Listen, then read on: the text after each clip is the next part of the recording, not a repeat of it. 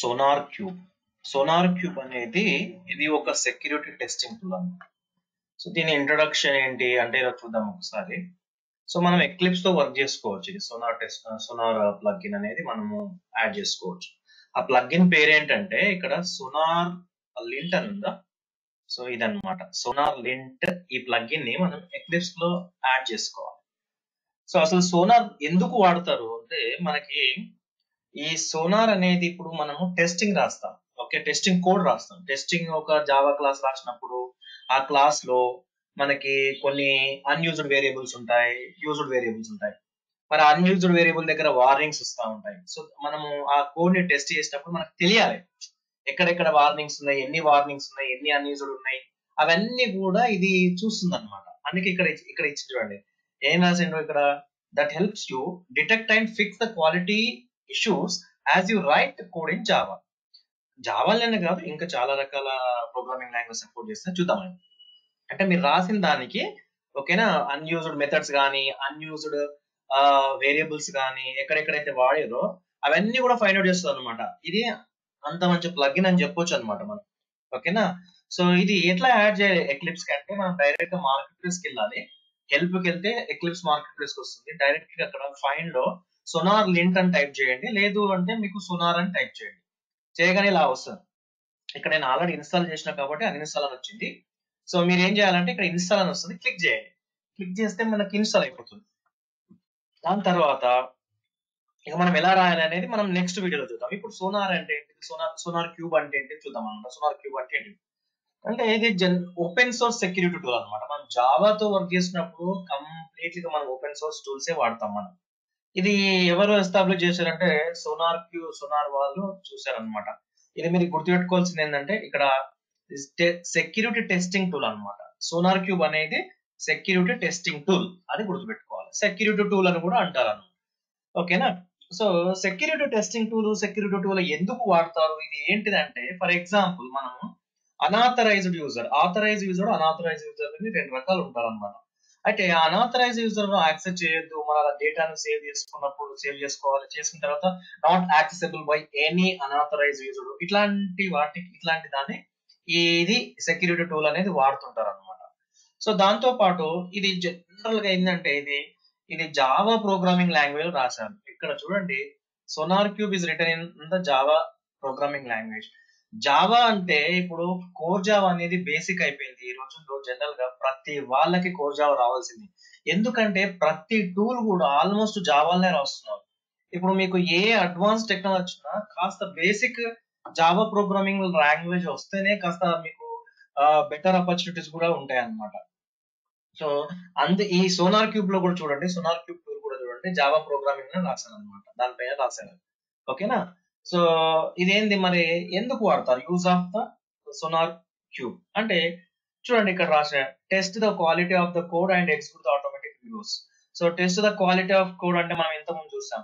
Quality of code అంటే ఏంటిది, మనం ప్రోగ్రామ్ రాసినప్పుడు కంపైల్ టైమ్ ఎర్రర్స్ ఉండొద్దు, వార్నింగ్స్ ఉండొద్దు, ఫంక్షన్స్ డిఫైన్ చేస్తే ఫంక్షన్ లో ఏమైనా రాయాలి, ఎంటీ ఫంక్షన్స్ రాయొద్దు. ఓకేనా.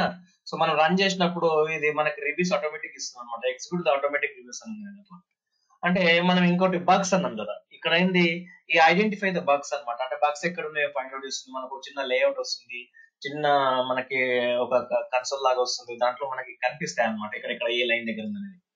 సో కోడ్ అనాలిసిస్ అనేది మనం కోడ్ అనాలిసిస్ మనం ఈజీగా చేయొచ్చు అనమాట. సో కంపల్సరీగా జావా ప్రోగ్రామర్ కానీ ఏ ప్రోగ్రామర్ అయినా సరే, ఏ డెవలపర్ అయినా సరే ఈ సోనార్ క్యూబ్ అనేది మనము బేసికల్ గా ప్రోగ్రామింగ్ లాంగ్వేజ్ అయితే బెస్ట్ ఉపయోగం ఉంటుంది అనమాట. ఈ సోనార్ క్యూబ్ అనేది మనం యాడ్ చేసుకుంటూ వర్క్ చేస్తే మనము ప్రోగ్రామ్ అనేది కొద్దిగా పర్ఫెక్ట్ గా రాయొచ్చు. సో మనకు కూడా అర్థమవుతుంది మనం ఎక్కడెక్కడ వార్నింగ్ చేస్తున్నాం అనేది, ఏ ప్రోగ్రామ్ ఎక్కడెక్కడ అన్యూజ్ వేరియబుల్ వాడుతున్నాం, ఎక్కడెక్కడ అన్ఇంప్లిమెంటెడ్ మెథడ్స్ వాడుతున్నాం. సో మీరు అనేది మీకు తెలిసిపోతుంది అనమాట. ఇక్కడ ఏంటంటే ఇంకోటి అడ్వాంటేజ్ ఏంటంటే దీన్ని security exposures on various programming language ఇలా ఎన్ని ఉన్నాయి చూడండి. సో జావాలో, సి షార్ప్ లో, సి++ లో, జావా స్క్రిప్ట్ లో, టైప్ స్క్రిప్ట్ లో, పైథాన్ లో, గో, స్విఫ్ట్, కోబాల్, అపెక్స్, పిఎస్పి ఇట్లా 27 లాంగ్వేజ్ లో మనం ఈ సోనార్ క్యూబ్ వాడతాం. 27 లాంగ్వేజెస్ అది అడ్వాంటేజ్ అనమాట. అంటే ఏ లాంగ్వేజ్ తీసుకున్నా మనం ఇక్కడ సోనార్ క్యూబ్ అనేది కంపల్సరీ వాడుతున్నారు అనమాట. అంటే మనం వాడుకోవచ్చు.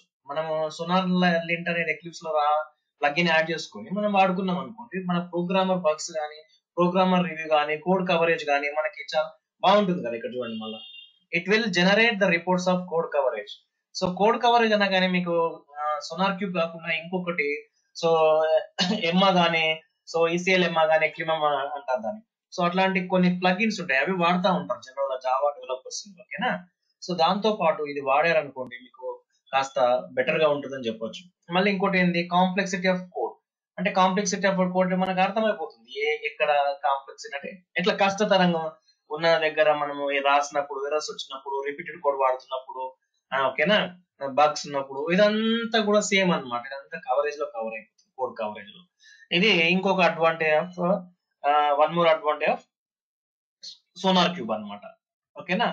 సో ఇంకోటి ఏంటంటే ఇది బెస్ట్ అన్న, ఇంకోటి ఇంటిగ్రేటెడ్ అనేది, ఈ ఇంటిగ్రేటెడ్ విత్ అదర్ టూల్స్, ఏం టూల్స్ ఉంటాయంటే మల్టిపుల్ టూల్స్ అన్నమాట.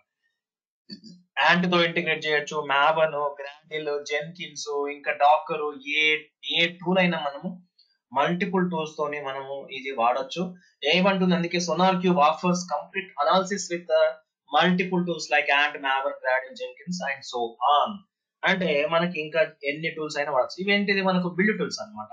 ఇవి బిల్డ్ టూల్స్ గ్రాడిల్, మ్యావన్, యాంట్. ఓకేనా.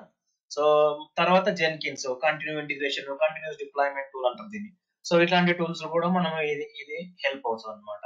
ఓకేనా. గిట్ హబ్, మనం ఇంకో విషయం ఏంటంటే ఇక్కడ రాసుకోవాల్సింది, ఇక్కడ చెప్పుకోవాల్సింది ఏంటంటే గిట్ హబ్ గానీ, గిట్ ల్యాబ్ గానీ, సో ఇవన్నీ గిట్ గానీ ఇవన్నీ కూడా ఇంటిగ్రేటెడ్ విత్ సోనార్ క్యూబ్ అనమాట. అంటే సో మనకు ఒక లేఅవుట్ వస్తుంది, దాంట్లో ఎట్లా ఉంటుంది, ఎట్లా ప్రాజెక్ట్ క్రియేట్ చేయాలి, మన కోడ్ ని ఎలా రివ్యూ చేయాలి, ఎట్లా కోడ్ కవరేజ్ చేయాలి, బగ్స్ ఎక్కడ చూసుకోవాలి, వార్నింగ్స్ ఎక్కడ చూసుకోవాలి, ఎట్లా తెలుసుకోవాలి, ఇవన్నీ కూడా మనకి నెక్స్ట్ సెషన్ లో మనము నెక్స్ట్ వీడియోలో మనం చూద్దామా అది.